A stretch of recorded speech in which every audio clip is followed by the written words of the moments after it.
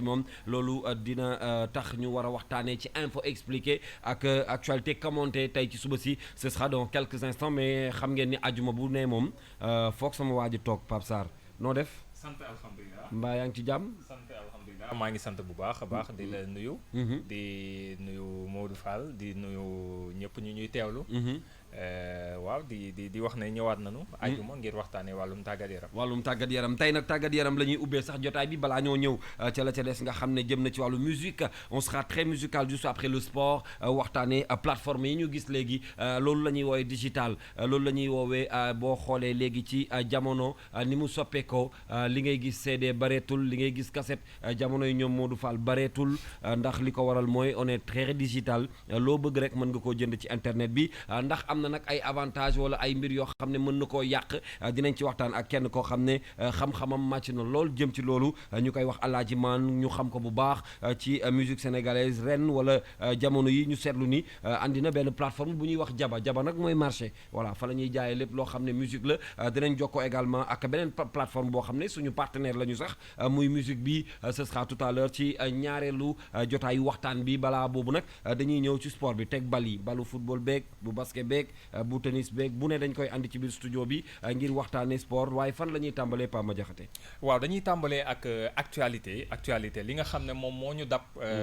te mënuñu cee bañ a wax mooy li nga xam ne moo xew démb ak cérémonie bi nga xam ne ñu ngi ko doon defal ngir def tirage au sort li nga xam ne moom mooy Ligue des champions saison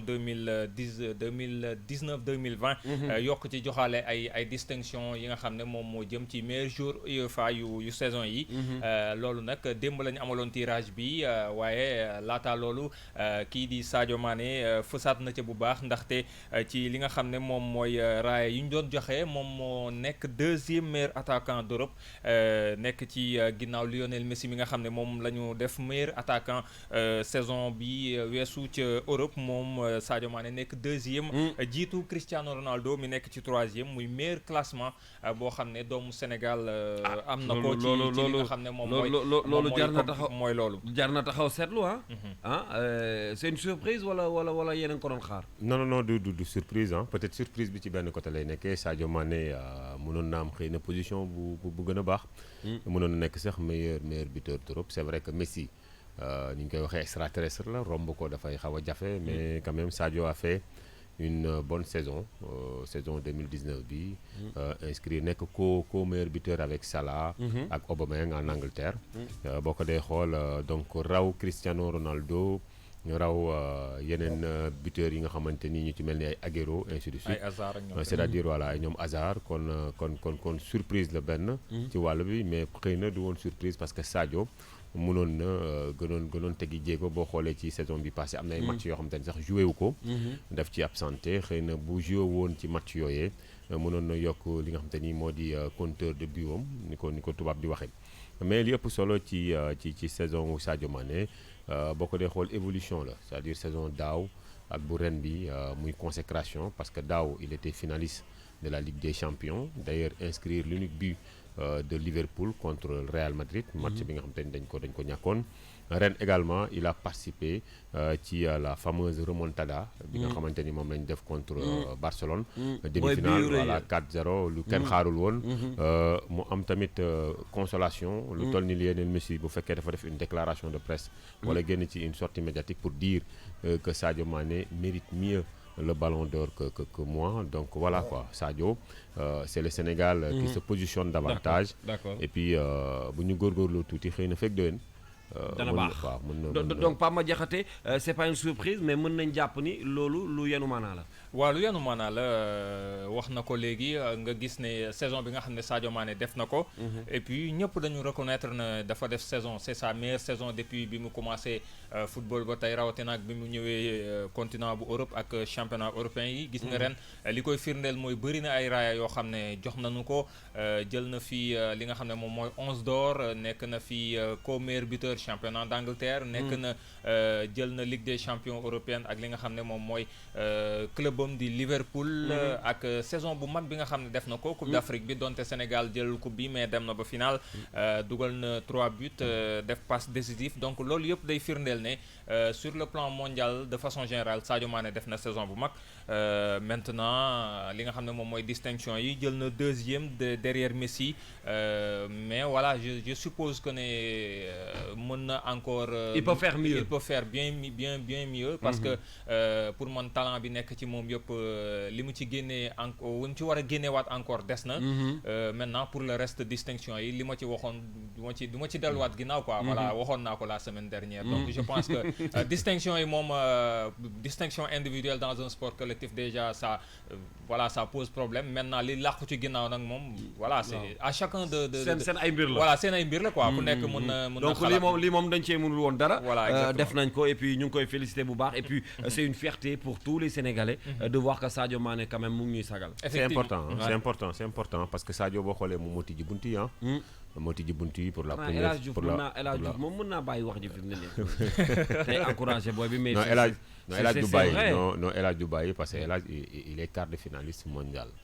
malheureusement Sadio Mané et sa bande génnuñu sax mais vice-champion d'Afrique non mais El Hadj il est vice-champion vice-champion d'Afrique il fait partie de l'équipe vice-championne d'Afrique c'était en 2002 contre le Cameroun et El Hadj également il est quart de finaliste mondial d'accord mooy bi ñuy dajeek Turquie donc Sadio vice-championne équipe vice-championne ci la bokk mais Sadio yeggul woon ci 2e tour yi nga xamante ni moo di mondial bi quoi. bon c'était juste mais c'était juste pour tooñ du benn El Hadj du bàyyi wax El Hadj du bàyyi wax El Hadj foog muy wax parce que football dafa laaj tamit une partie critique mais li am solo mooy c'est-à-dire tey jii Sénégalais yi les joueurs sénégalais mën nañ gëm léegi seen bopp que tout est possible aujourd'hui Sadio Mané 2e meilleur buteur derrière Messi kan moo ko xalaatoon est-ce que yow Kalz gëmoon nga ni loolu ça pouvait se réaliser jugee Génération Foot formé à Génération Foot fii à Dakar Déni Biram Ndaw dem ba accéder ci yenn level yi c'est à saluer et puis tamit jàpp mu nekk le premier Sénégalais moo xamante ni il est 5e mondial c'est-à-dire ci classement trophée UEFA bi Sadio est 5e donc derrière ki nga xamante ni moo di Alisson Becker bu Liverpool Virgil van Dijk ñu nommé ko li nga xamante ni moom mooy donc meilleur joueur loolu c'est à saluer léegi yeneen ndaw ñi nañ ci topp inspiré wu xam ni seul le travail paye parce que Sadio dafa liggéey d'accord ñu continuer ak yow Pama Diakhaté ci xibaaru tàggat yaram yi waaw ba tey wax naa ko loolu nag mu ngi xewoon ci démb ba ñuy def tirage Ligue des champions Ligue européenne des champions bi nga xam ne chaque année ñun dañu koy xaar bu baax a baax ndax bu dul football Europe bi nga xam ne sénégalais yi bëgg nañ ko dafa bëri ren ay sénégalais yoo xam ne dañu ci impliqué wu bu baax démb tirage bi amoon ñu gis ne bëri na sénégalais yoo xam ne sax bokk nañu poule dinañ dajawaat bokk na ci Sadio Mané mi ñu doon wax léegi ay waxam ñoom clubam Liverpool yore raaya gi ñoom ñu ngi bokk poule encore une fois ak Naples bu Kalidou Koulibaly daaw ñoo bokkoon poule ànd ceeg Paris Saint-Germain waaye ren nag Salzbourg Red Bull Salzbourg lañ ci àndal ak Genk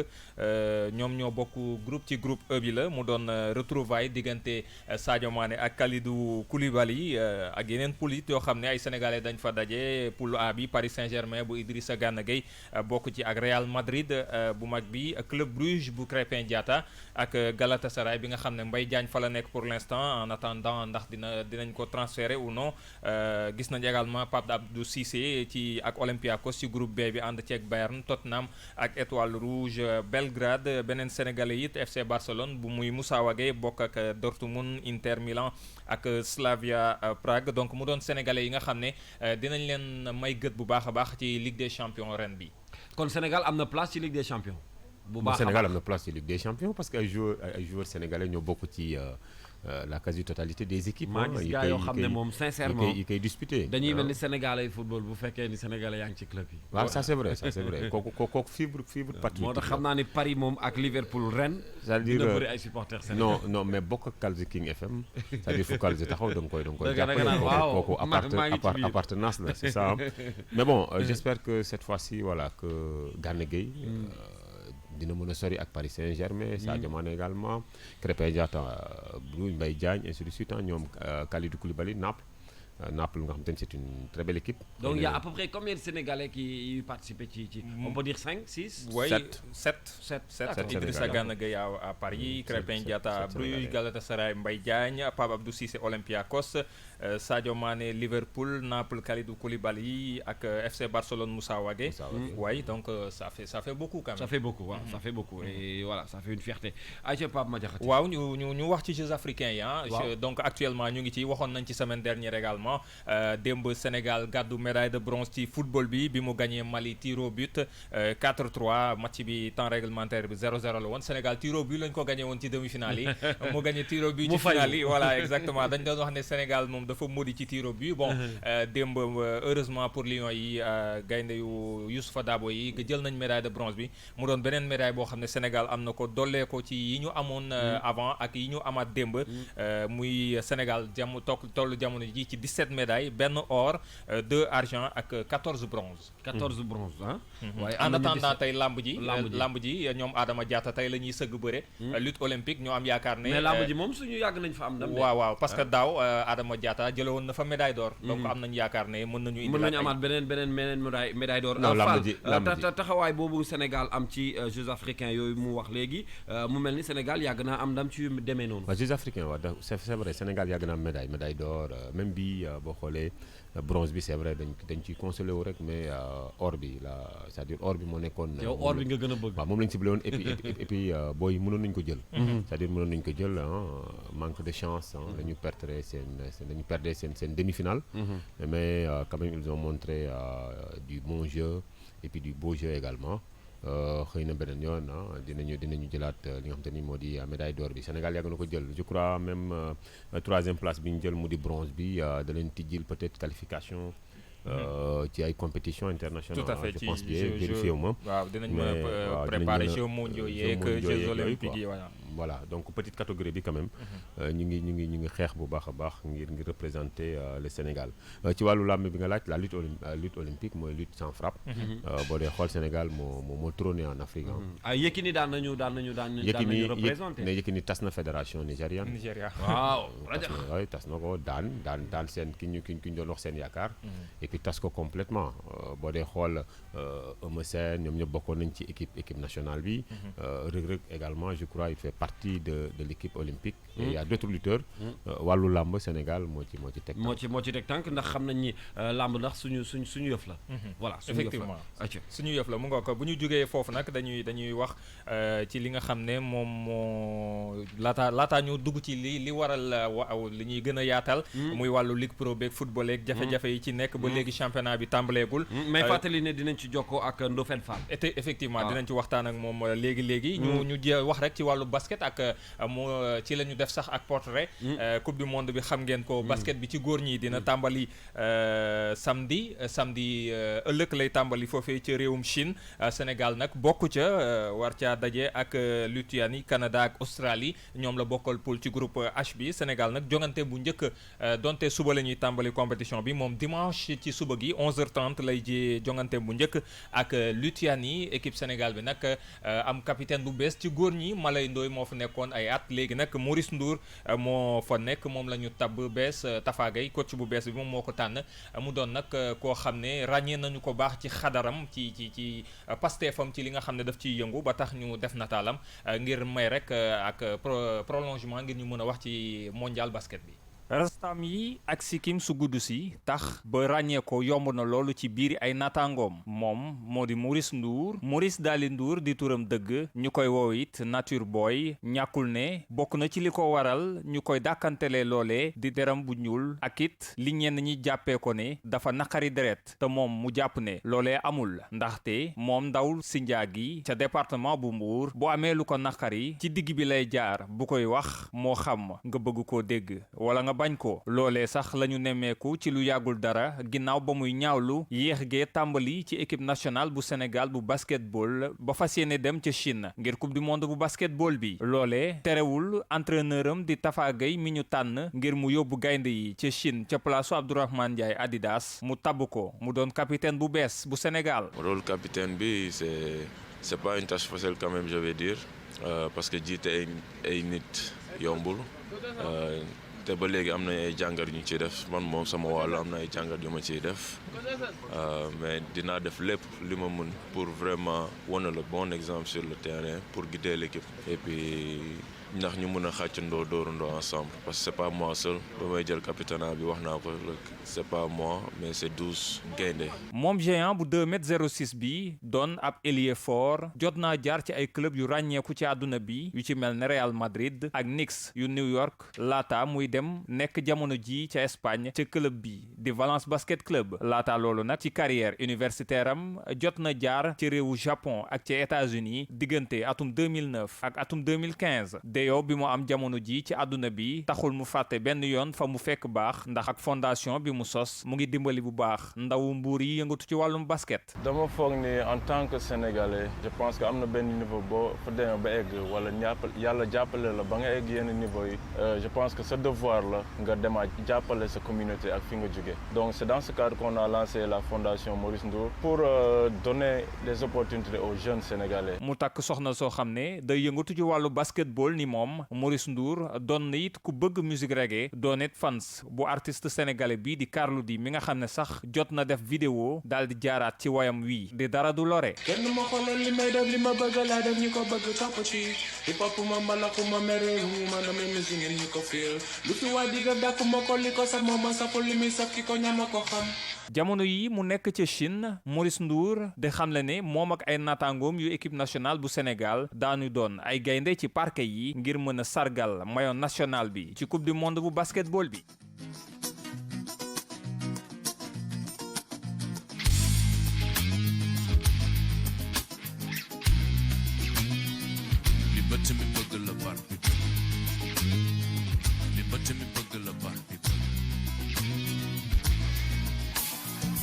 ko tamal ndax bés bu ne ma may leen benn ngeen barkeelu santati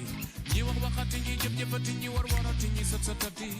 dund bu jeexul lu ne xaj na ci su amee bamba dara xajatu ci kenn du ma xoolal li may def li ma bëgg laa rek ñi ko bëgg topp ci hip hop ma mbalaxu ma merengue wu ma damay musique ngir ñi ko fiil lu fi waa di def dàqu ma ko li ko safa ma saful li muy saf ki ko ñama ko xam ñam leen ma xool waaye ñam leen ma waaye sangul salul deew def xam bore xaral de laaya da ngeen di soob seen dara du lore ayca dara du lore ñu jox ko kon Maurice Ndour comme moom mooy titre préféré am des fans Carlou D la moo tax ñu bégal ko ñun tamit ci suba si motiver ko encore une fois ci compétition boobu nga xam ne Sénégal war na ci amaat beneen taxawaay. tout à fait. waaw Pape ma dolli ci rek ni Maurice Ndour boo dee xool carrière professionnelle am ku am ay jéego la ndaxte moyenne de points yu mu dugal ci carrière professionnelle bi ñu ngi koy natt ci diggante 2,4 3,4 par match loolu c'est énorme tey jii boo jëlee Maurice ñu def ko capitaine kan moo ko def capitaine Tafa Gueye il était le coach de l'équipe féminine maanaam équipe nationale les Lions du Sénégal Cheikh Sarr nekkoon coach bi nga xam te ni moom mooy les Lions c'est-à-dire d'ailleurs Tafa Gueye ma koy ñaax tuuti pour mu romb Cheikh Sarr parce que Cheikh Sarr au moins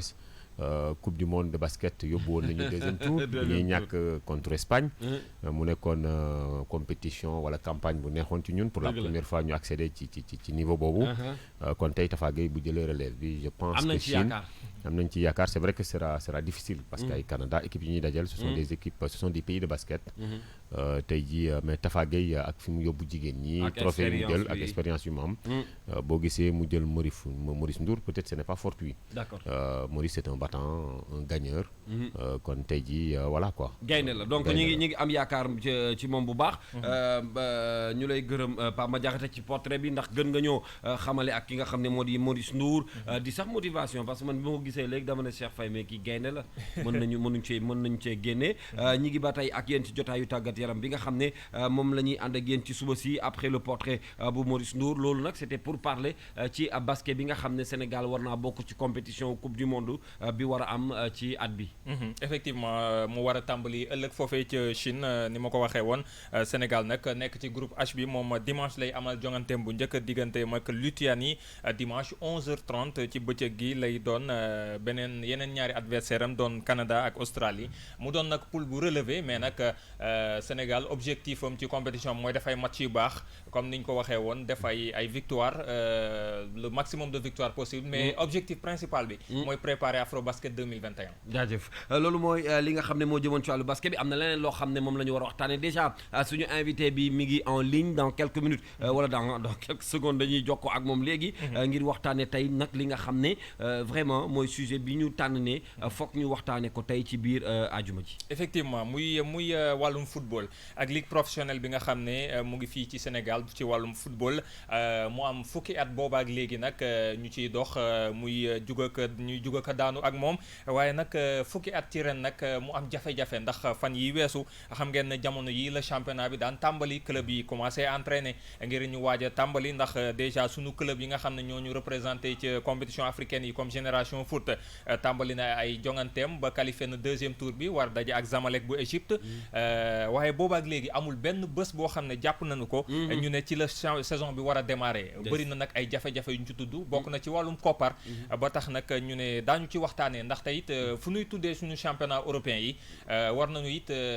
tudd suñu championnat yi ndax ku xam nu ñu koy waxee ci wolof bay ci sa weewu tànk exactement donc war nañu wax it suñu championnat bi ndaxte suñu sag la te suñu club yi ñu ci bëri fii ku fi nekk am nga club booy supporter dogguma leen mais des fois c'est un peu dommage quand même bu ñu xoolee fi football toll ci àddina bi gis suñu équipe nationale dem ba finale ñuy waxi Ligue des champions Sadio Mané Gana Gueye et puis bu ñu ñëwee ci suñu li ñu moom ñun pour nga toog week-end sax dem seetaani championnat au Sénégal c'est quand même un peu dommage raison pour laquelle damay bàyyi ñu nuyu suñu invité ba pare ñu dellu soit ci studio bi ak Modou Fall grand bi nag xam nga man dama ko fan bu ma ko déggee muy wax ci sport rawatina ci football je suis très content parce que dama xam ni xam-xam la ci waxee grand Ndofène Fall moom la ñuy dalal tey su aussi grand ñi ngi lay nuyu. maa ngi leen di fay. ñu am mbégte dalal la ci la première radio digitale bu Sénégal King FM waxtaanee football bu Sénégal déjà dama lay bàyyi nga nuyu auditeurs yi di am mbégte ci disponibilité bi nga xam ne am nga ko ngir bëgg a bokk ak ñun waxtaan wi. waaw yéen a am jaajëf ngir li ngeen di def ñun ngeen koy defal. football moom lu ci nit def rek nañu jàpp ni ña nekk ca mbir ma di ca yëngu ñoom la ko defal donc looloo tax man saa bu ngeen ma waxee. bu ngeen ma sollicité damay sawar ci ñëw bokk ci li ngeen di def te ngeen koy def nag ak xam-xam ak yar. yal na leen ci yàlla jox ndam. amiin maa ngi nuyu itam ñi ñuy déglu yëpp. jërëjëf mu ngoog Ndofène Fall maa ngi lay nuyu bu baax di la nuyuwaat di la jaajëfalaat bu baax a baax ci ni nga ñu nangulee li nga xam ne moom moo di invitation bi ni ñu ko junjee woon léegi ñuy waxtaanee ci wàllum football bu Sénégal ak Ligue Pro bi am fukki at waaye ren nag ba fi ñu toll nii am na club yoo xam ne ma dressé la tableau bi ñu ngi ci fukki at boobaak léegi bi mu tàmbalee am na club yoo xam ne tàmbalee nañoo entraîné ñeneen ñi tàmbalee guñ ndax xamuñu fan la ñuy teg seen tànk kenn ci club Génération Foot joué na match premier tour ba daal di qualifié war a daje ak Zamalek bu Égypte di équipe bu mag beneen équipe bi di Teungueth FC moom daa mujjee sax gedd li nga xam ne moom mooy compétition bi ndax ñàkkum koppar ñu toll ba tey jii xamuñu kañ la championnat bi di tàmbali yow nga nekk ci pàcc bi tey jii nii bu dessin boobu ma la defaral yow ban gis-gis alors première réaction boo xam ne am nga ko ci. waaw li njëkk mooy di jaajëfal ñi nga xam ni ñëpp ñoo dajaloo woon ngir wut saafara ci mbir mi am di féliciter et di remercier tamit ñi nga xam ni demoon nañ fa parce qu'ils ont agi en responsable yaakaar naa ni bu ñu nekkee ci benn mbir am ñu ko nank bu mbir ma demee ba am ay jafe-jafe dañuy am nag fit ak discernement am mesure dajaloo wut ca pexe noonu lañu loolu moo tax ba ñu am solution rapidement man nag kon naa tiit tuuti parce que ku xam fi footballu Sénégal jóge fa mu jaar ak jafe-jafe yi nga xam ni jànkoonte woon nañ ko ak moom yàlla di ñu dimbale ba loolu yëpp am saafara bu leen fàtte ni jaar nañ ci comité de normalisation dem nañu ba championnat bi taxawoon championnat bi ñi nga xam ni ñooy sénégalais tey di yëngu ci loolu ñoom ñëpp ñu jàpp ci yàlla di ñu dimbale ba loolu saafarawu ba ñu def nag football professionnel ba mën nañoo gëm ni xëy na footballu Sénégal mi ngi yëngatu waaye dañuy wax ni football local bi moom am na jafe-jafe yu muy jànkoonte jafe-jafe yooyu li ci ëpp yëpp rek mooy koom-koom yaakaar naa ni solution bi ñu trouvé nii mooy solution bu mën a permettre xëy na bal bi commencé waat di daw waaye bu ñu taxaw foofu parce que bu ñu fi taxawee dañuy continuer di tendefal nañu wut solution yoo xam ni ay solution définitive la mooy solution récurrente ba tolof-tolof yi nga xam ni amoon nañ ko ci fan yi ñu jéggi ko ngir réflexion bi war ko arrêté rek foofu mënuñoo 2019 ñu toog ba am équipe boo xam ni dafa war a représenter du Sénégal defe naa ni guréet la mu mujj teg la ngay ne demut xëy na du koom-koom rek parce que dégg naa Babacar Ndiaye président Teungueth Football Club mu ne du loolu rek xëy na am na leneen loo xam ni bu ñu demee woon dana mën a dem représenter du Sénégal waaye boo nekkee ci dara ba am ca lu ca sooxe da ngay am fitu nag song ko wut ci ay solution parce que boo ko deful it day dellu si li fédération def baax na parce que may na football bi mu commencé waat di dem waaye bu ñu ci wutul saafara de façon définitive it dana dikkaat parce que ça c'est le naturel il revient au galop. Alors le nerf de la guerre Ndofène mën nañu ne donte nag du foofu kese waaye mën nañu ne le nerf de la guerre mooy problème koppar yi ndaxte football bi koppar a ko yor gis nañu ne club yu bari daanaka tey nanuy doxee xëy na benn nit a ko yor bu dul ay quelques clubs benn nit a koy war a wala li ñuy tuddee mécénat ñoom ñooy jël seen xaalis di ko ci dugal ba tax na loolu xëy na moo dem ba mënatul wéy ci ñooñu ndax attanatuñu ko ndax yaakaaroon ne loolee mooy coow li dëgg. waaw modèle boobu boo déggee ma lay wax ñu wut ay solution yoo xam ni ay solution définitive la. mooy di bañ a compter rek ci perfusion wu parce que boo liiree tey président Augustin Senghor mi ngi wax ni fédération joxe na ndimbal ci ñetti weer yii loo xam ni dem na presque ba 700 millions bu ñu fàtte ni président Macky Sall joxoon na le ligue professionnelle bi 300 millions mais loolu damaa defe ni ca ndoorte la lañu ko lajje parce que bi ñuy dugg ci football professionnel bi état du Sénégal moo ne woon dama bëgg ngeen dem football professionnel dem leen xalaat ko bi ñu ko xalaatee ba joxe ko boo seetee protocole bi li ñu ca prévoiroon mooy état daf ne woon équipe bu ne dinaa la jox 50 millions mais wax dëgg yàlla bala ñoo def mise en place bi am na ci benn yàkkamti bu ca am parce que état it du noonu lay demee waaw loolu yëpp nag mës ta ñëw waaye dafa am ay forme classique de financement yoo xam ni bu ñu ca jëmul yaakaar naa ni lii am nii dana amaat d'accord modèle économique bi ñuy jël il faut ñu xam ni football léegi dootul fo déedéet liggéey la dëgg la ay xale dañ ciy liggéey ay nit dañ ciy investir boo déggee bitim réew ñi nga xam ni noonu la ñuy defee da ngay dégg benn waay boo xam ni capitaine d'industrie la am alalam na muy dem di jënde gaal pour nappi noona lay investir ci équipe de football parce que leer na ko ni mën na cee jëlee koom-koom dëgg la Ndofène bu ñu jëmul foofu ak lu mënti am te nag sport moom bu la ci kenn nax bala nga ci am xaalis da ngay am résultat waaw parce que kenn bëggul ku dul gagné donc sport dafa laaj investissement investissement parce que bu ñu bëggee boole ñëpp defe naa championnat du Sénégal il faut it ñu am fit ñi mën nañ dem ñi mënul bàyyi nañu bàyyi dem defi football amateur d'accord Ndofène man maam benn laaj ma lay laaj Mamadou Fall maa ngi lay nuyu ndax foog nga ni 50 millions moo di juróom fukki millions ci club lu toll ni saison mu lëmm dina doy ci club ba noppi tey jii boo dee xool fi problème bi ñëwee dafa fekk Sénégal participer ci coupe du monde ñu daal di fay am lu tolloog 7 milliards finaliste coupe d'Afrique am fa 2 milliards te xaalis boobu waroon dem je pense ci fédération bi nekk ndeyu mboolem kuréelu football yi ci réew mi bu ñu toogee tey ba Ligue Pro bi am problème pour démarrer am des clubs yoo xamante ni dañoo Tëngéej ne du dem Génération Foot centre de formation la boo xamante ni dafay am ay revenus d'argent yoo xamante ni feneen lay jógee ndax loolu dina dal xel li ñenn ñi di xalaat ndax gisoo ni xëy na fédération bi tëddeewul ndey ji seex. waaw xam nga bu ñu bëggee tënk suñu économie ci ay rentrée ponctuelle parce que nag football it la cay meññee ci xaalis wax dëgg yàlla dëgg neex yàlla ca football wala war a dellu. wax naa la ci biir wax ji ne la président Augustin nee na joxe na ci football professionnel environ 700 millions. xëy na mën nañu koo waxtaanee ba mu yokk loxoom waaye football professionnel boo nee damay def football. il y a les formes classiques de financement mooy sponsoring mooy marketing mooy ticketing mooy sources additionnelles droit télé yeggaguñ ca yaakaar naa ni amoon nañu defe naa am na ay njuumte yoo xam ne il faut tam ñu duut ci baaraam amoon nañu sponsor leader koo xam ni ba ñuy commencé 0 kilomètre daf ne maa ngi ànd ak yéen ki ànd ak yow nag ba nga nekkee liir boo demee ba xaw am doole tuuti da nga koy bàyyi xel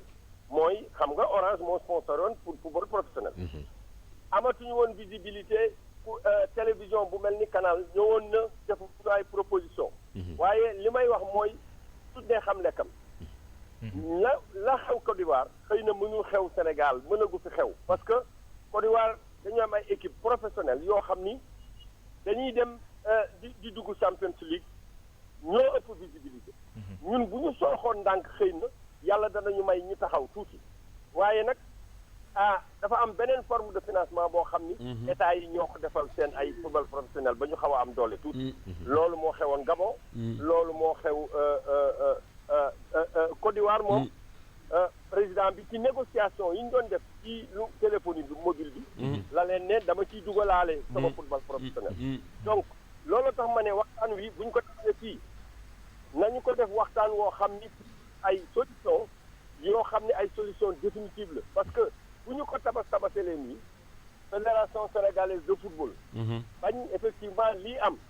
maa ñoo ngi ko ci gërëm di ko ci sant di wax tam waa ligue professionnelle nekkoon dañu ils ont été suffisamment responsables ñoom daje nañu am nañ solution pour bal bi daw waaye bal bi dawee te wutuñu ay solution pérenne bal bi dana taxawaat te bu boobaa dana métti ndax Ndofène duñu dellu ndax dafa ku ma doon waxtaanal mu ne ma football bi bu ñu buggulee coowam dañuy delluwaat ci forme ba mu nekkoon moo di équipe bu nekk waaw maanaam équipe bu nekk am entreprise bu ko yor mu ngi mel ni jamonoy SIB ay ICS ay port autonome de Dakar douane c'est-à-dire mu doon des structures yoo xamante ni dañuy am une capacité financière pour man daal d'accord naa ci ñu accompagner waaye d'accorduma ñu jël équipe di ko tuddee entreprise parce que day mel ni bu fa entreprise bi nekkatul xam nga Sotrac nekkatu fa xam nga SIDEC nekkatu fa donc forme classique mooy ki nga xam ni dafa bëgg ne sponsor day am loo xam ne daf koy xaar muy retour sur investissement nañu dem def benn programme bu leer a leer proposé ko ñi nga xam ni ay opérateur la ñu nekk ci réew mi état bi encouragé c'est une forme de défiscalisation mooy yow da ngay fay at mu ne da ngay fay impôt boo jàppalee benn sport boo xam ni sportu réew mi la nangam danañ la ko dindil bu boobaa dana nekk motif d'encouragement d'accord man Ndofène li ma bëggoon dolli ci waxtaan wi rek mooy est-ce que des fois bu ñu gisee par exemple ñi yàgg a sonn ci football à l'image de yow ak ñeneen ñi nga xam ne yàgg nañ ci football bu Sénégal ñuy dem éternel problème bi mooy chaque fois amuñu xaalis amuñu terrain yu ñu footballé amuñu visibilité te problème bi daf fi yàgg trop da ngay dem sax ba championnat bu Sénégal xeebel daf ci am boo leen gisee sax à la limite doo leen bëgg a xool est-ce que c'est pas dommage fi ñu toll tey en 2019 Sénégal di dem di yóbbu ay doomam ci bitim réew ñu fay def lu am solo tey ñun ñu toll fii est-ce que des fois doo toog ba ci yàgg nga ni c'est vraiment dommage quoi. waaw xam nga waaye nag boo nekkee ci tool bi di bay da ngay continuer di bay rek. bay bee xaw a yàgg rek. waaw bay bi lool waaye wax dëgg yàlla neex yàlla am na ay modèles yu fi am yoo xam ni. ay modèle économique la yoo xam ni wax dëgg yàlla neex yàlla nit ñi ñu ngi koy nawe. dëgg la. boo nekkee ci activité nag. doo seet la nga xam ni moo cay jafe moo ca baax da ngay seet la nga xam ni moo ca baax. ngay jéem a roy loola. dëgg la. leer na ñëpp ni. aujourd'hui par exemple équipe bu mel ni Tëngéej nekk Tëngéej football club fii.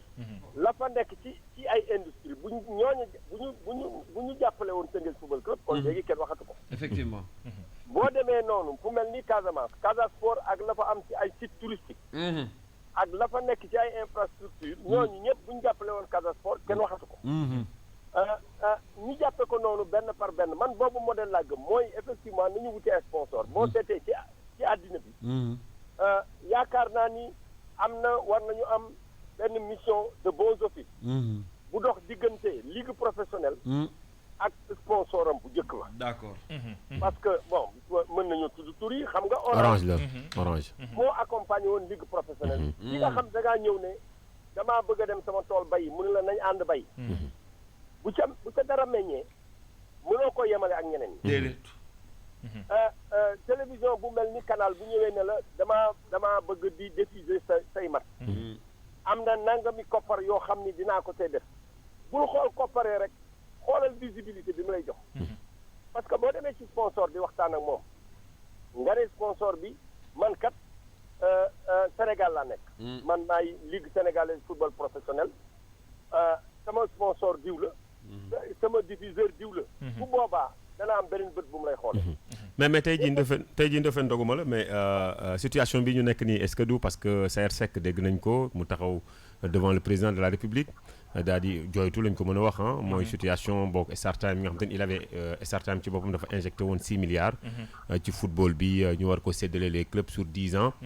tey jii xëy na je ne sais pas pour des contextes yoo xam te ni ci ay papiers ay formes juridiques wala termes juridiques. tax ba Star Time ci boppam bëgg a retiré wu ci football bi est-ce que loolu du moom moo indi conséquences yi nga xam te ni dem ba ligue bi ñàkk xaalis. waaw ñàkk xaalis bi moom mooy at yi nga xam ni wax dëgg yàlla li ma la doon wax sponsor leader bi dem na diffuseur bi dem na bul fàtte ni ñun demoon nañu pour diffuser match yi ba benn télévision dëkk bi doon ñu laaj ay koppar pour téléviser suñuy match bu amee ku ñëw ne bàyyil ma téléviser la dinaa yëkkati nangami koppar teg ci say loxo yaakaar naa ni la nga ca war a seet mooy d'abord visibilité bi mu lay jox te xëy na tepp moo gën yuret. waaw. li ma jàpp mooy bu ñu waxee affaire Star Time. man day li nekkoon sama xalaat mooy ñun suñu yoon nekk ci duñ ci dugg. parce que ñun lañ waroon def nañ ko. dañoo waroon fubal nañu. dañu waroon téléviser nañu. wax dëgg yàlla dëgg neex yàlla bu fekkente ne am na payoor gu ci war a meññee daf ñoo war a fay. waaw. xam nga ku nekk kuy def banque ci réew mi. doo ñëw rek commencé jël say client dafa am législation bu régir loolu. yéen ñii di def rajo. waaw. doo yeewu suba rek ubbi sa rajo. déedéet.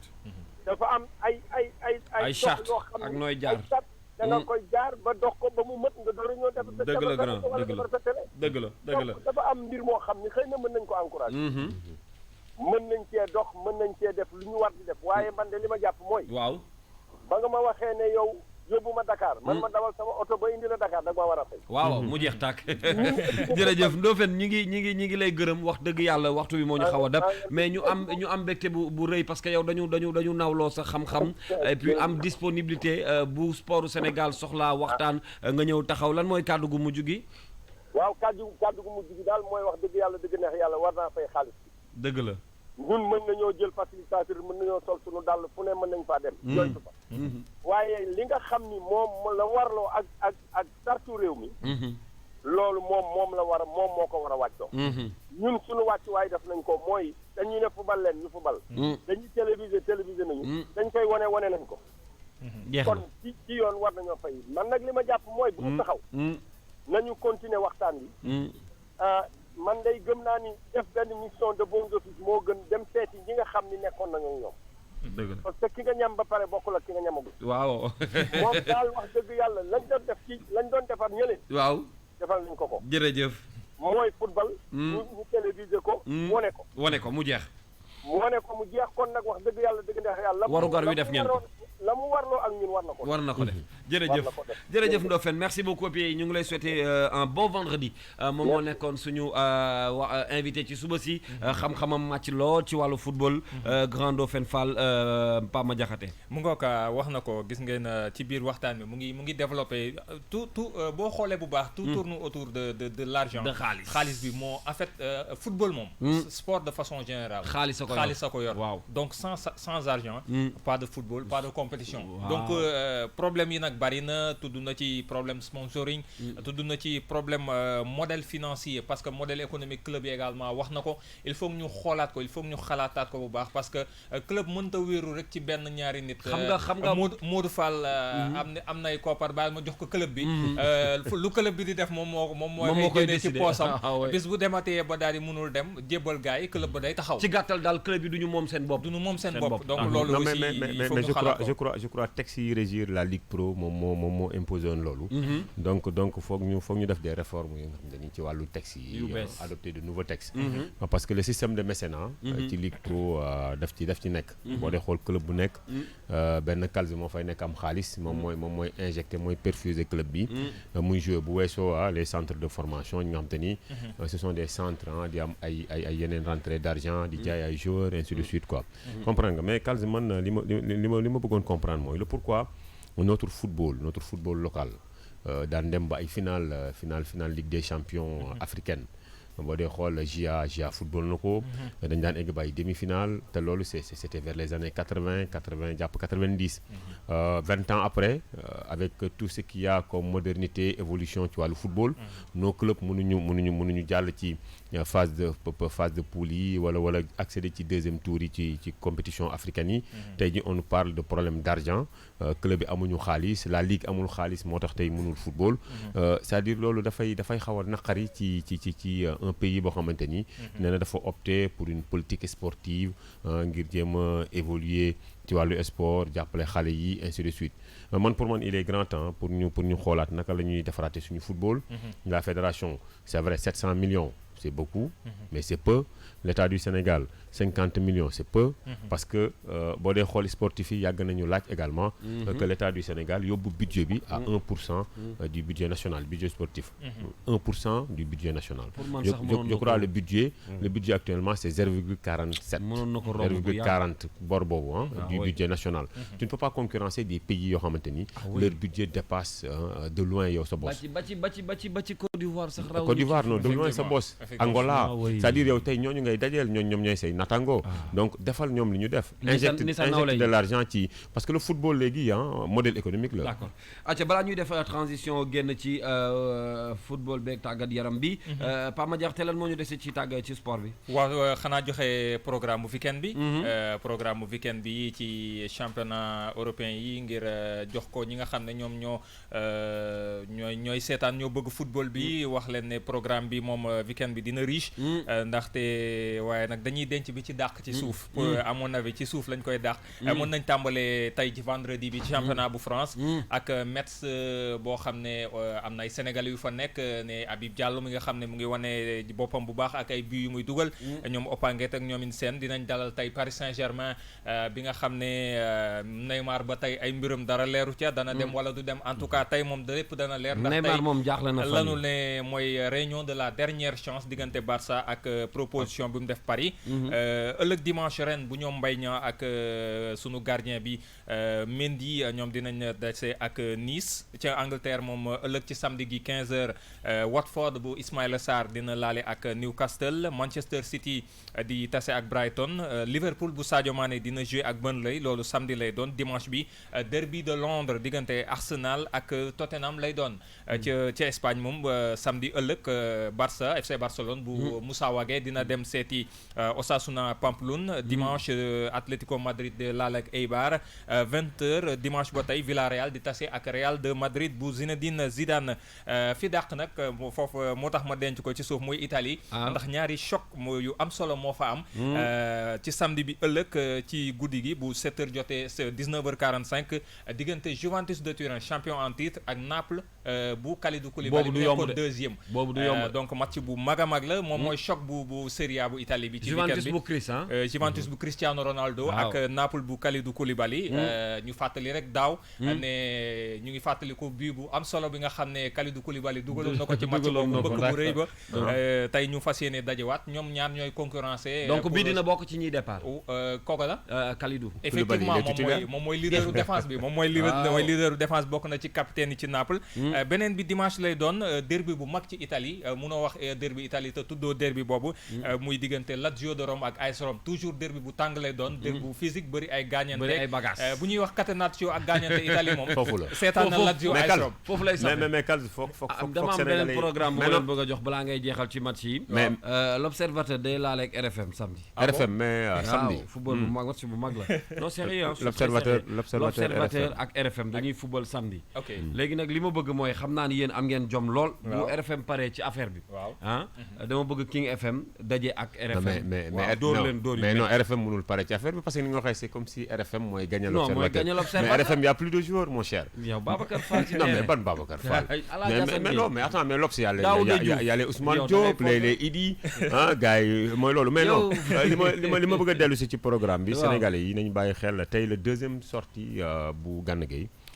Paris Saint-Germain donc mu defoon une belle prestation ci sa première sortie donc la deuxième foog mu dàbbali ko bu confirmer bu bëggee vraiment maintenir mais la ma ko waxoon rek na bañ a def ci boppam ni que dafa war di dugal à chaque fois parce que c'est pas un buteur aussi. non pas dugal parce que concurrence bi mu ngi mën naa mu rude parce que on annonce l'arrivée de Rakitic ñu ngi koy wax bi Paris Saint-Germain te bu ñëwee dafay metti Neymar Barça Paris Saint-Germain presque déggoo nañu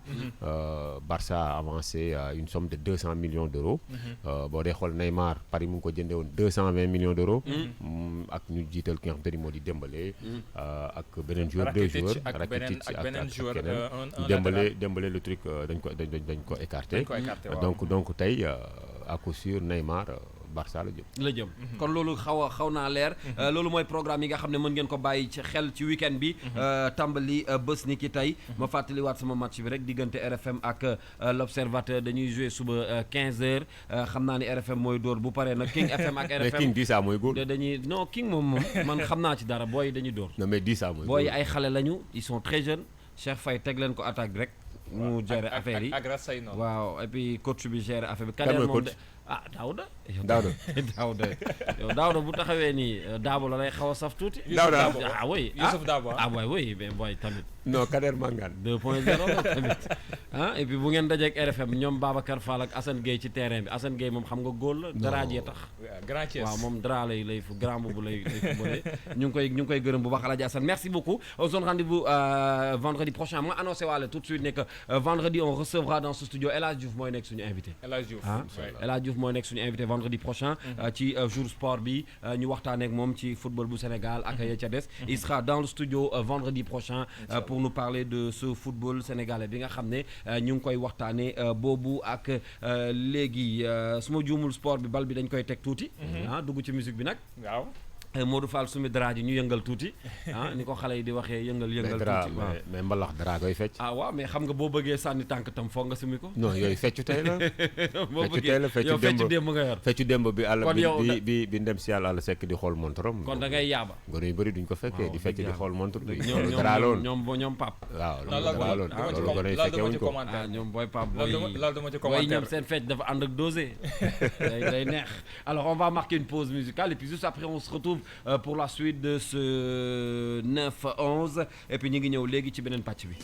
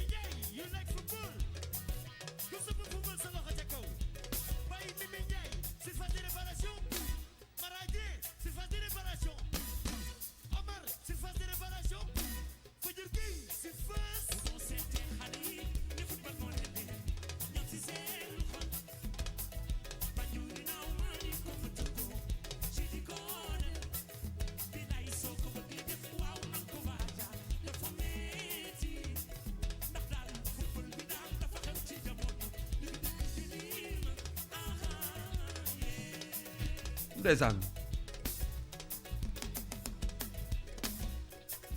À l'instant Youssou Ndour football voilà ñu ci béggal amateur football yëpp nag yi nga xam ne non seulement dañu bëgg football bu Sénégal. On va passer rapidement ci deuxième sujet bi nga xam ne tànn nañ ko Modou Fall jàkkaarloog man nii ñu may waxtu di la jox ngay wax di ma delloo waa kañ noonu ngay def fi mu ne nii sa jóg dalaa yombul ndax sa dara ji tout de suite on va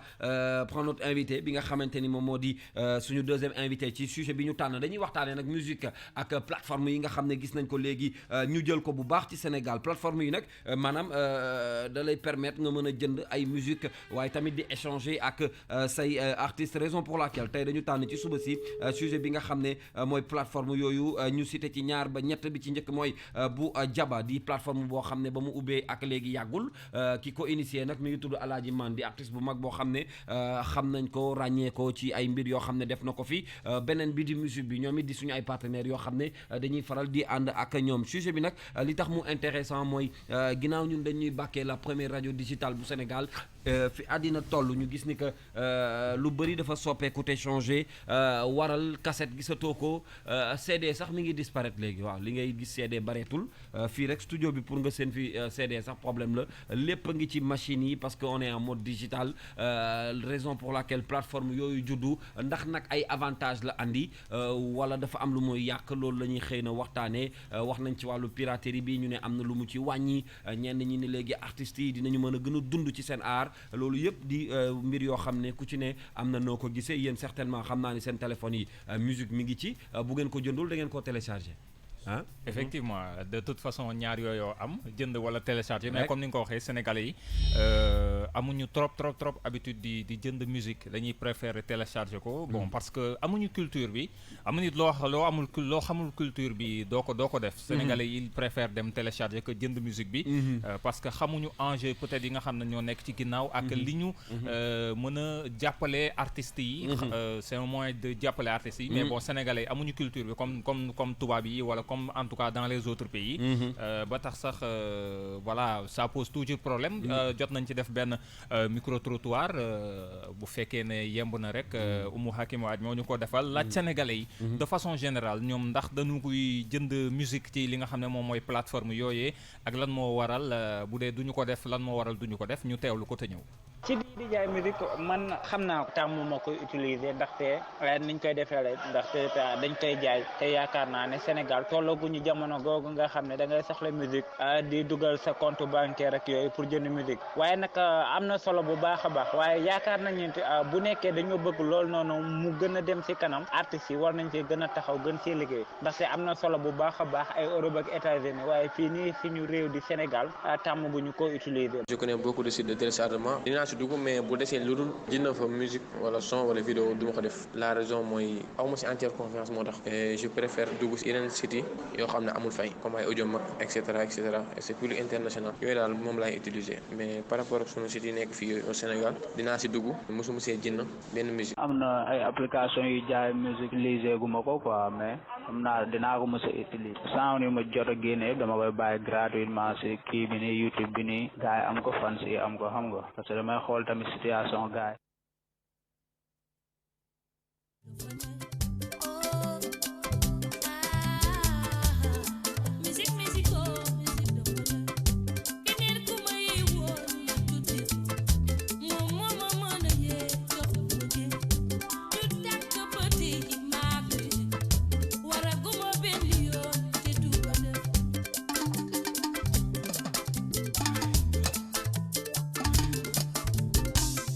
Lima xamal bari no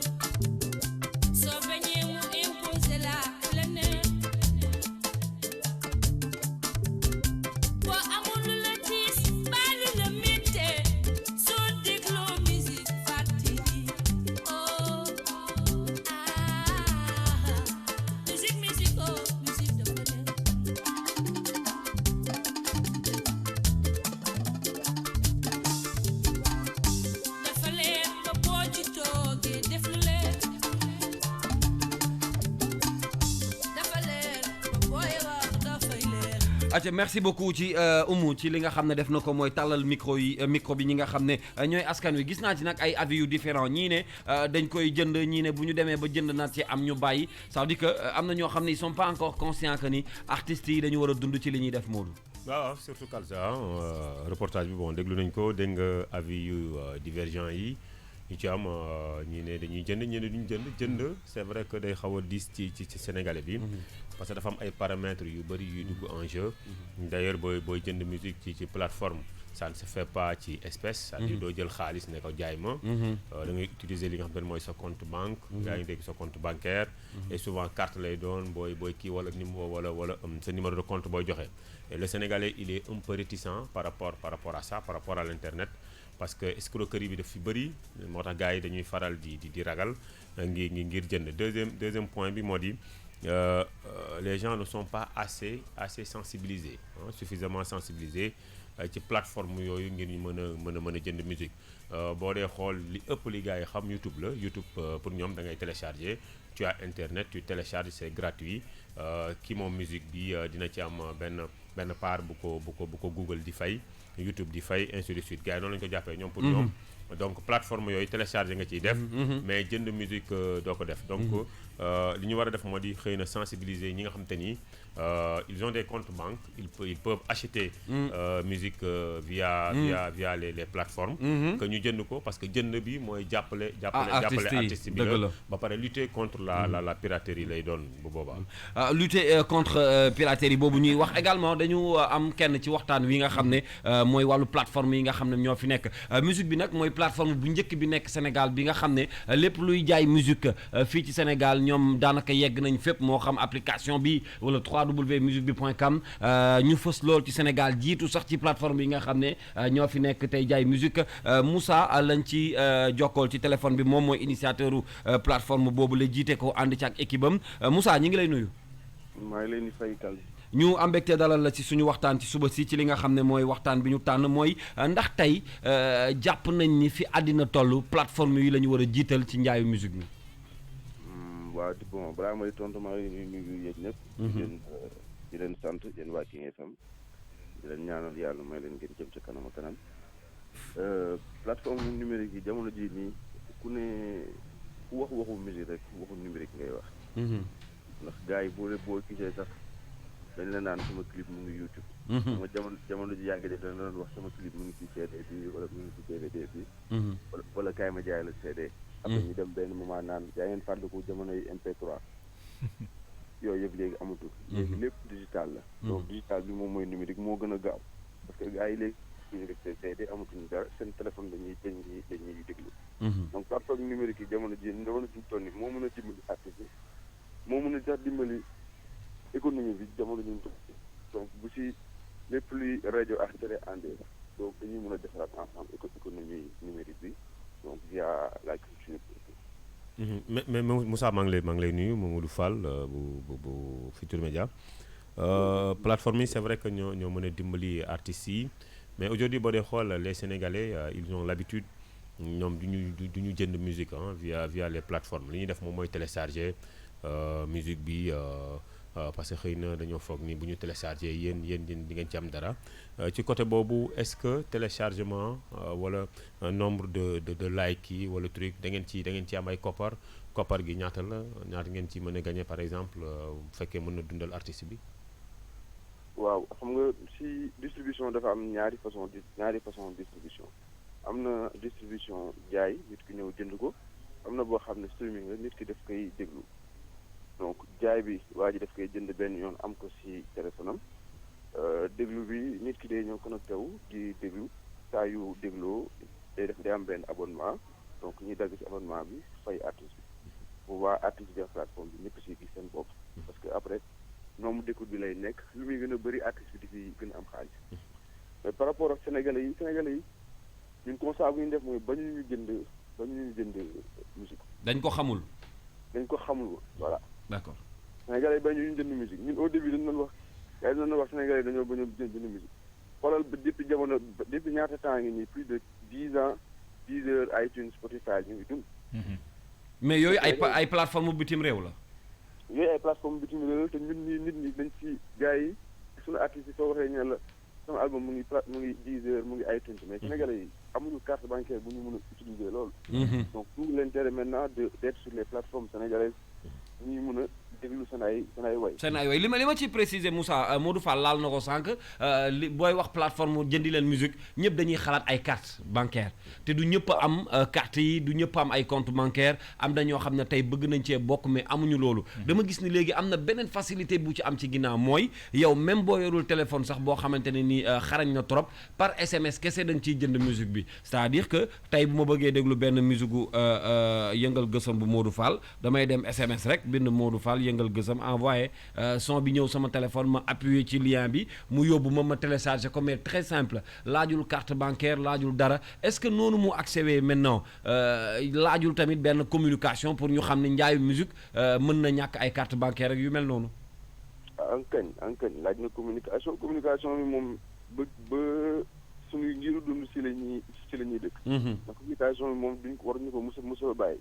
nit ñi dañuy juddu di ko fi fekk.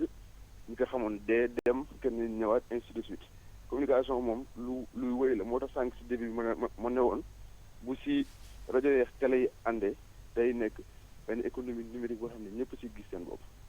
donc comme li nga wax sànq ñun weesu nañu carte bancaire du ma ne sax weesu nañu tollooguñu si parce que dafa am ay charte yu bëri yoo xam ne informatique ak sécurité tollaguñu si consommation bi tollaguñu si. donc aujourd'hui musique bi dafa simplifier la tâche dafa la ne soo bëggee jënd xam ne jaaykatu gerte gi sax mën na yónni SMS. kooku sax mën na jënd donc si crédit am lañ koy dagg directement. en accord avec les opérateurs. ñu dagg si crédit am waa ji mën a jënd benn titre am wala ñaar wala ñett wala album. donc on est allé beaucoup plus loin dugal nañ si ay Orange Money ak ñeneen ak ñeneen. parce que ñun loolu la ñuy utiliser. donc dëkk bu nekk ak facteur am dëkk bu nekk ak ni muy consommer. dëgg la. ñun xam nañ ne Orange Money la ñuy utiliser. xamuñu carte bancaire parce que Orange Money la waa ji xelam gën a dal. booy chargé sa yenn carte yi Orange Money nga koy def ay rapide wax yeneen. donc Orange Money bi bañ leen connecté. ñun ñi léegi jamono ji ñu ngi commencé di dem si streaming. di fay benn abonnement 1500 2000. et puis c'est des prix abordables yi ma ci gis yëpp muy musique bi di yeneen gis naa ni même prix bi sax du lu metti du lu compliqué. 1500 la muy man muy sama ay concurrent. d'accord donc ñoom tamit maa leen di jaajëfal ci seen liggéey ndax affaire bi. du idée wu concurrent rek idée wu ñun ñëpp ñu ànd jëmale suñu musique suñu économie numérique. d'accord mais Modou Fall xam nga dañu toll foo xam ne tamit digital bi wala plateforme yi choix lay doon c'est-à-dire que tey booy génnee sa album tu peux faire comme d'habitude classique wala en mode standard ni ñu koy waxee génnee CD wala sax cassette boo ko bëggee boo defee ay moyens di nga ko génnee mais est-ce que yegguñu ci moment boo xamante ni artistes yëpp dañu war a àndandoo ci digital bi. surtout boo dee xool évolution technique la. tey jii foofu lañ toll. bon xëy na bi mu ñëwee Sénégal yàggul. mais nit ñi petit à petit dañuy épouser cette nouvelle formule de télécharger wala d'écouter de la musique. loolu ala kulli leen faaw mu am. artistes yi ànd doon benn bokk ci ay plateformes jaayandoo. moo ëpp solo ci ñoom mais est-ce que tous les artistes ñoo nekk ci même niveau. d'accord c'est ça est-ce que tous les artistes ñoo nekk ci même niveau est-ce que par exemple ki génnee single. ak ki génnee cassette. ñoo war a yem c'est album 7 titres parce que cassette xewi na. album 7 titres est-ce que ñoo war a yem ci plateforme. ci plateforme yi Moussa peut-être loolu am nga ci réponse un single ou un album est-ce que dañ leen di tollale ci niveau yi. waaw distribution la que mu nekk single que mu nekk album. benn la. donc comme li nga wax rek artistes yëpp war ñoo wala aligné wu ndax ñoom ñu ngi aligné wu si yeneen plateforme yoo xam ne du suñu ay plateforme réew. gars yi duñ si mën a am accès te bu waa li ñu leen di fay du doon benn. daanaka fii bu doon dafa nekk seen plateforme réew du am ay intermédiaires yu bëri. tey jii bu ñu bëgg dem ñoom si yeneen plateforme réew yi dafa am ay intermédiaire ba au final li ñu leen di fay daanaka moom ak. du doon dara parce que amuñu accès directement. parce que amuñu accès directement te mënu am accès directement tamit ndax législation yi bokkul. lu mel ni iTunes mënoo fa am accès directement ndax iTunes bu lay fay ci législation américaine la lay fay. du bugg supporter charge yeex taxi. yow nag boo fa demee il faut que mu am benn relayeur koo xam ne newul sa réew kuy mun a supporter charge yooyu noonu pour génnee xaalis ci dëkk boobu. doog laa mën a fay yóbbu ko dëkkam moom te day nerante bi ci biir dëkkam la lay fay yow nga wut keneen koo xam ne tamit day demaat si yëf ñooñu pour ñooñu mun a fay ñooñu pour ñooñu mun a fay. alors que fii nag sa biir dëkk la yow directement la nga jaay nga defal sa ñu def communication ndax musique bi ñëpp xam nañ ne day jàppale artiste ku mu munti doon amul artiste bu ndaw amul artiste bu mag. artiste bu ndaw tey day ndaw suba day mag bu mag bi day mag suba mu ndaw ndax mun na ci jógee. Moussa mais Moussa benn laaj rek est-ce que plateforme yi nga xam te ne plateforme bitim réew yi lañ ay YouTube iTunes ainsi de suite boo gisee artistes africains yi lay wax dans le cadre général di fa dem est-ce que ce n'est pas parce que les Africains de la diaspora ñi nga xam te ni ils sont à l'international du ñu am accès ci yéen seen plateforme locale yi ngeen locale si je peux utiliser le terme ci plateforme yi ngeen def est-ce que am nañu conscience que ni vous avez créé des plateformes yoo xam te ni y a des artistes africains des artistes sénégalais yoo leen fay dugal et que bu ñu bëggee télécharger bu ñu bëggee like bu ñu bëggee déglu dañuy ñëw par exemple musique bi point wala jaba wala nangam ainsi de suite est-ce que information bi jàll na réellement. man de bizarrement diaspora bi ñoo gën a xam ñoo gën a sax consommé. diaspora bi ndax jaay naa ay album ba ay Israël mosuma woon yaakaar ne israéliens yi xaw ma nag si ginnaaw ndax nit ku ñuul la wala nit ku weex la mais mosuma woon yaakaar ne sama àdduna albumu benn artiste sénégalais dañ ko mos a jënd Israël nañ ko mos a jënd.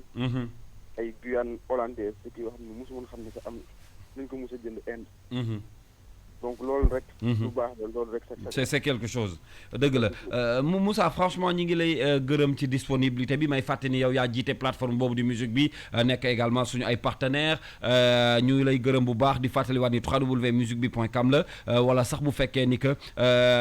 demoo ci site bi SMS rek tout simplement mën nga cee jënd li nga xam ni moom moo di say ay musique et puis li ngeen jiital mooy musique gu suñu réew raison pour laquelle ngeen tuddee ko musique bi boo ko dégloo nga xam ni Sénégal moo ko moom ngeen collaborer également ak Akon qui est un artiste sénégalais international Akon tamit am pàcc bu mag boo xam ne mi ngi koy jouer ci musique bi ngir mën a jaay suñu musique bu baax merci beaucoup Moussa et puis on te souhaite de passer une bonne journée. jaajëf ñu ngi koy gërëm bu baax moom moo nekkoon ki nga xam ne moom lañ doon waxtaanal ci digital bi ma ciy nuyu ndeysaan Omar Gadiaga cantine 221 Sandaga. yaa ngi wax lu yàgg. lu yàgg ak grand Talla Diagne. sorti cassette. waaw le lundi 3. waaw ñu ne fan ngay dem cantine 221. Talla Diagne wala Jules Junior yooxu ko wala Boubacar Diallo. mais wala Amish. mais sax ma sorti album ëllëg si biir bi man maa ngi koy fàttaliku dañoo rangoon Sandaga. waaw dañoo rangoon pour jënd ma wax la ni yow frère ennemi xumaan ak Bibson. dañoo jaay bay jaay kii waaw yu ak pen dañ ko rangoon. ndeysaan benn lundi la. yaa ngi fàttaliku daaw de lu garaaw. ñu dem rang ko pour album bi ëllëg si biir. mais ban mooy seen album yi ngeen di gën a fàttaliku ci musique yow déjà Papa Diakhaté. album bu mooy gën a. fàttaliku ci musique sénégalaise. ci musique sénégalaise. waaw mooy album est-ce que doo làmb sa Modou ba pare. le temps que may xalaat man yéen a ma gën a kii de. ci musique bi. ci musique bi mais nii booy yow dégg naa da ngay pàkkaar ñi des fois. kan man mii. fii barki démb am na benn caméra bu tàkk ci rédaction bi ñi fecc ñëpp gis naa leen. loolal la noonu. ñii seen fecc yi ngeen di fecc ci rédaction bi. kon nekkuma fi woon. non mais kon dama absenté woon. Serigne Saliou moom gis naa ko mu jiitu ca kanam. mais Kalsi kii xale kii la xale 2.0. waaw booy mooy ñu xew ñoom Davido. waaw ñii non ñii xale yi ñuy génne. ñu bees ñoom xaw ma ñoom Bas Thioub waaw voilà. ñoom Zëzël. voilà xale yooyu lañu. ayca ñu ciy gërëm bu baax également service digital bu King FM ñoom it ñi ngi def lu am solo ci wàllu distribution musicale parce que des fois li ngay dégg nii boo duggaatee suñu page Facebook da nga koy gis. et que très bientôt incha allah King FM dana am plateforme boo xam ne da nga fa mën a dugg di déglu ay musique di commenter bu la neexee sax jënd waaw ndax ñun moom dañuy yokk rek du ñu wàññi. voilà loolu mooy yéenay rajo première rajo digitale bu Sénégal également balaa ñoo jeexal ci li nga xam ne moo di wàllu musique bi ëllëgu peut-être musique sénégalaise des fois dinañ ci am ay soucis tuuti ñenn ñi gis ci li nga xam ne moo di ay failles parce que nee nañu bu yàggee xëy na dina rey musiciens yu mag yi maa ngi ciy gis ay messages yu bëri books bu seen kumpa également ci répondeur King FM fekk nañ ko fa mu yëkkati ay kàddu ci sujet bi ni mel xam naa rapidement on va aller écouter un extrait ci li nga xam ne moom bon jotaguma élément bi le temps de retrouver élément bi ak service technique bu rajo King FM. On marque une pause ëllëg ci biir bi ngeen doon wax léegi laa bëggoon ñu déglu ko tuuti rek. Pour bégal ci fansu Omar Pène yeeg Youssou Ndour yi le temps de revenir et de terminer avec la chronique de Dissa Préra bi nga xam ne chaque ajuma daf ñu koy jox ak revue de presse bu Serigne Saliou Seck kon ñu dukkat tuuti ci Omar Pène bi et puis dellu soit.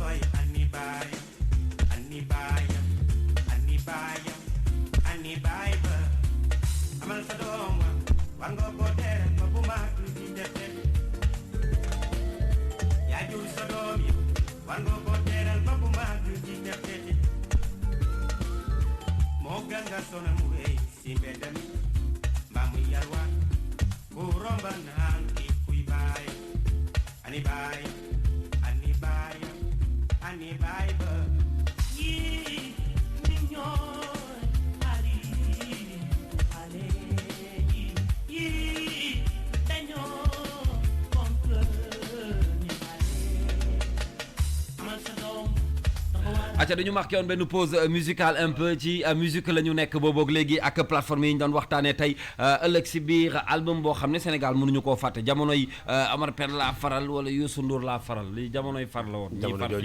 ñii far fii ñii far fee. mu ngi ñu fekk Limamou Laye année boobu. foyer bi voilà. amoon de vives tensions. entre les fans de Youssou et les fans de waa Afsud yi Omar Pène. affaire bi donc bi album bi génnee quand même ça a apaisé les ardeurs surtout boo xoolee ci biir wax ji bu kenn ni woon ànduñu woon yéen ëllëg si biir bu kenn ni woon ànduñu woon ndeysaan mu andi woon lu neex ci musique mu nekkoon loo xam te ni voilà parce que c'était les deux sommités boobu de la musique sénégalaise ñoo defoon duo mu nekk duo bu rafet c'est-à-dire lii Kals dafay baax ñu koy gisaat ci musique bi tey la nouvelle génération di ko def dafay baax lool dafa am solo. da ngay dégg sax des fois à chaque fois ñaari punkal bu ñu bokkee way rek day joxe benn affaire bu grave chef d'œuvre lay joxe loo xam ne ba faw kenn du ko fàtte parce que ñaari kàngam lay ñooy daj donc loolu la ko son bi di joxe rawatina Omar Pène ak Youssou Ndour voilà c'est autre chose et ça nous rappelle plein de choses alors dama bëgg léegi xam naa dañuy dem retrouver la chronique de Dissa Préra comme chaque vendredi bi nga xam ne mooy tëj suñu jotaay bile après également dinañu dem ci li nga xam ne moo di la revue de presse de Serigne Saliou Seck balaa ñoo jeexal may fàttaliwaat ni jotaay bi ñaari sujet tey la ñu ci gënoon a fësal bi ci njëkk di tàggat yaram ak ligue bi nga xam ne doon nañ ko waxtaanee ak championnat bu Sénégal wax ci Jeux africains yi waxoon nañu it ci li nga xam ni moo di basket bi Sénégal ngi waajal dugg ci jongante boobu nga xam ne àddina bi yëpp ci daje ñun nag ñu war cee dugg nag ginnaaw ëllëg waaye suba lay compétition bu mag boobu di coupe du monde ci basket bi di tàmbali Pama Diakhaté moo ñu doon yaatal loolu jox nañu calendrier ci li nga xam ni moom moo di li nar a xew ci week-end bi tey lay tàmbali ak Paris Saint-Germain bu Idrissa Gana Gueye naka noonu également wax nañu booboog léegi ñu ngi discuter un peu ci plateforme yi nga xam ne njaayu musique moo leen tax a jóg te ñu méngoo ak jamono ndax fi àddina toll nag yor cassette mbaa CD dañ koo xaw a dépasser un peu tout de suite on enchaîne avec la chronique de Dissa dellu siwaat na Pape Diakhaté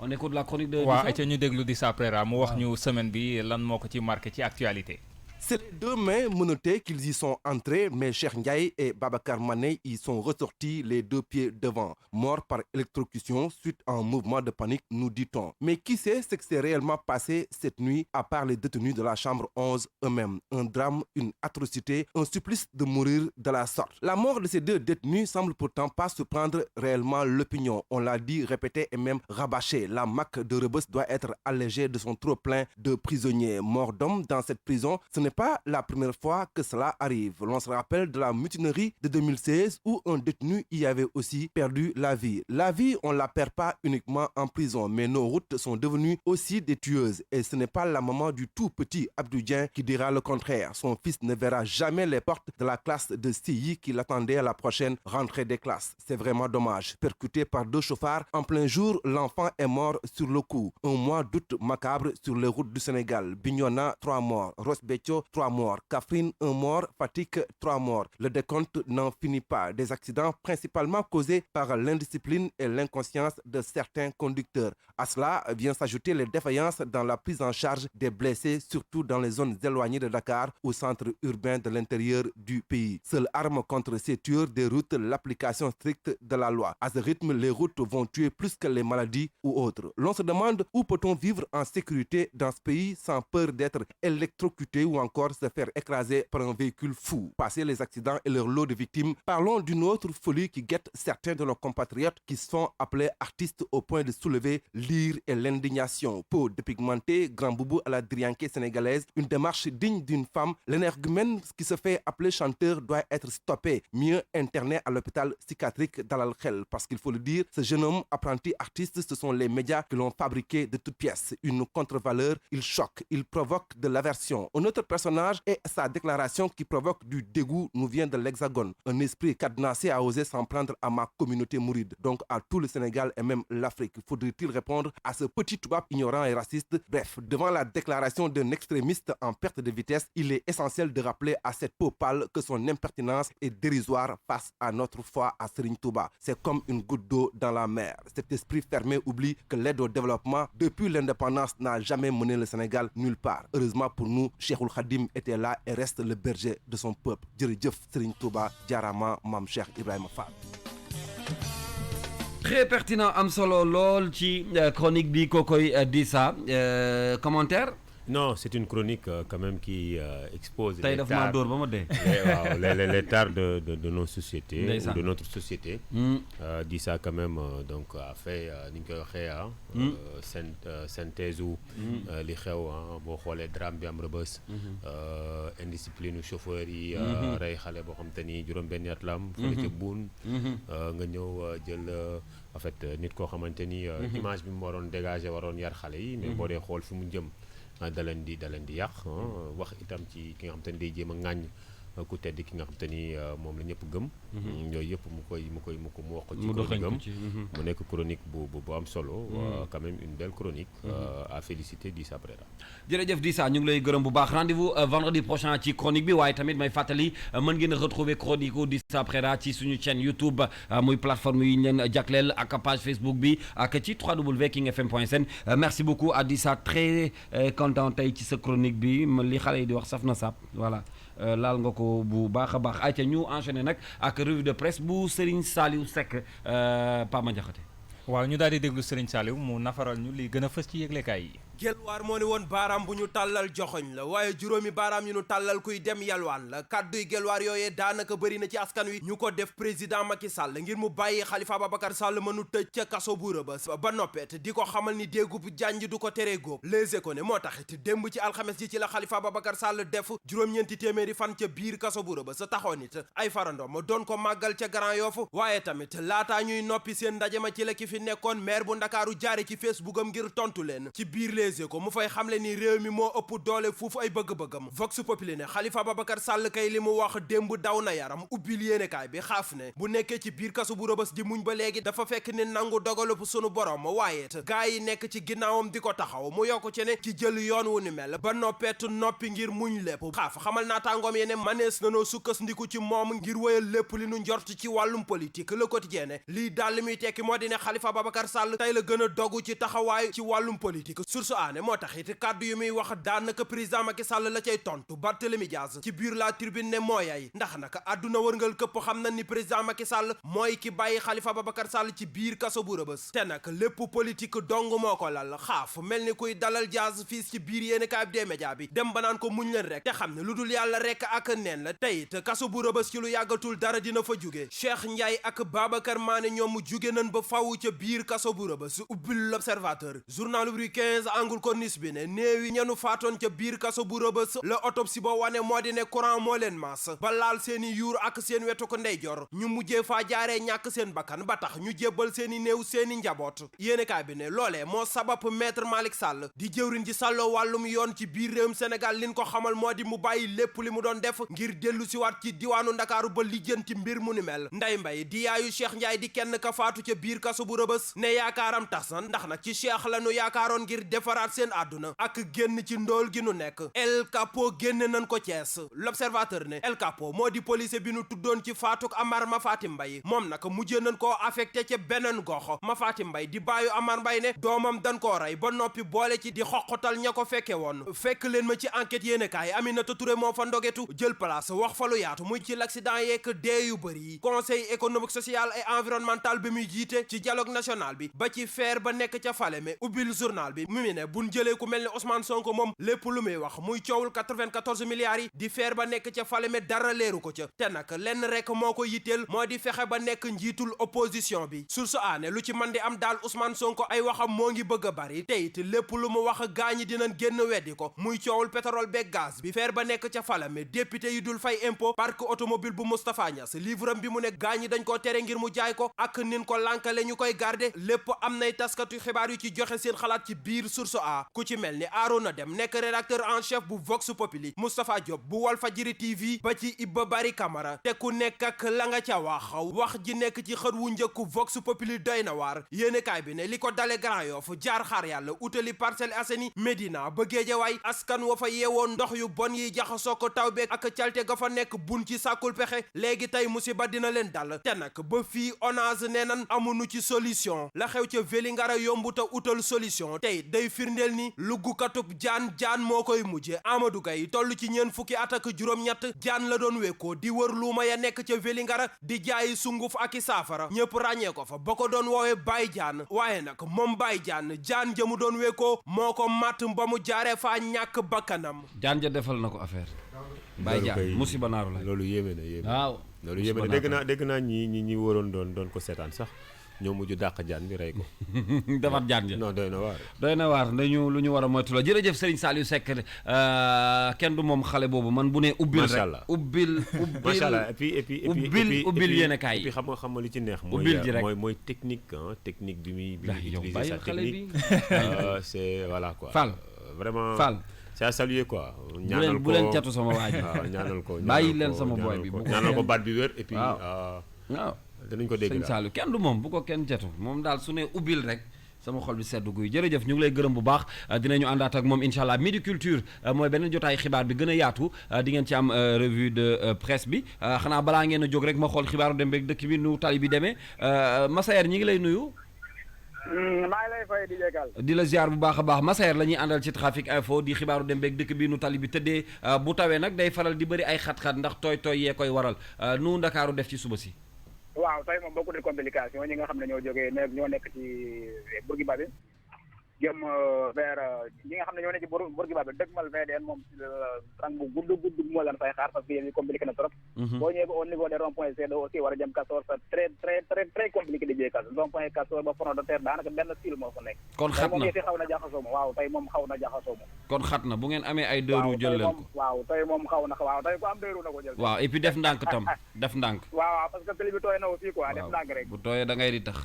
waaw boo tooyee moom daanaka pare na taxulaa taxaw te bu du taxee rek da ngay daan wóorul. waaw jeex na tànk jërëjëf Saliou nag bu dee ubbil moom ñëppay tiit moom comme ni nga ko waxee. ubbil bi. waaye bu dee ubbil kay ñëppay jóg taxaw kay. bu dee ubbi rek ñu dégg ndeysaan